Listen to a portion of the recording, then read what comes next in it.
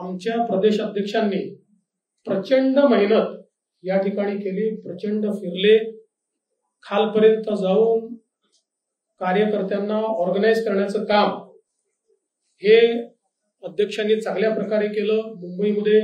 मुंबईच्या अध्यक्षांनी स्वतः लक्ष घालून खालपर्यंत पार्टी ऍक्टिव्हेट केली। त्यामुळे जरी आम्हाला जागा कमी पडल्या असल्या तरी देखील मी दोन्ही अध्यक्षांचं या ठिकाणी मनापासून अभिनंदन करतो की त्यांनी अतिशय चांगलं काम या निवडणुकीमध्ये केलंय। आणि मुळातच शेवटी हे किती स्टॅटिस्टिक्स मी मांडलं असलं तरी जागा कमी आलेल्या आहेत ही फॅक्ट आपल्याला या ठिकाणी मान्य करावी लागेल।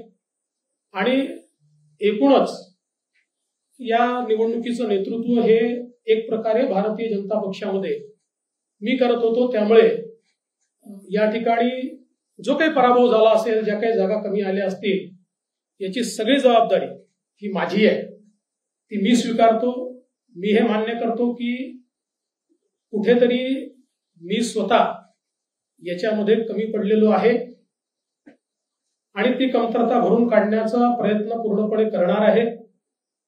त्यामुळे हा जो काही भारतीय जनता पक्षाला या ठिकाणी सेटबॅक महाराष्ट्रामध्ये सहन करावा लागला, याची सगळी जबाबदारी ही देवेंद्र फडणवीस मी या ठिकाणी स्वीकारतोय।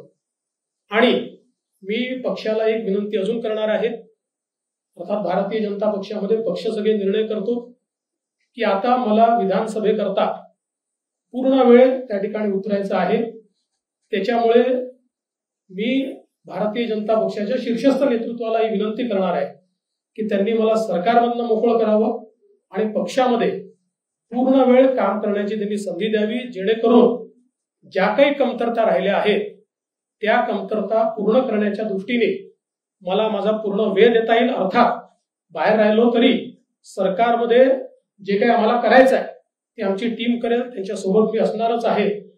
या संदर्भात लवकरच पक्षाच्या वरिष्ठांना मी भेटणार आहे आणि मग त्यांच्या सल्ल्याने ते जे सांगतील त्यानुसार पुढची कारवाई मी करेन।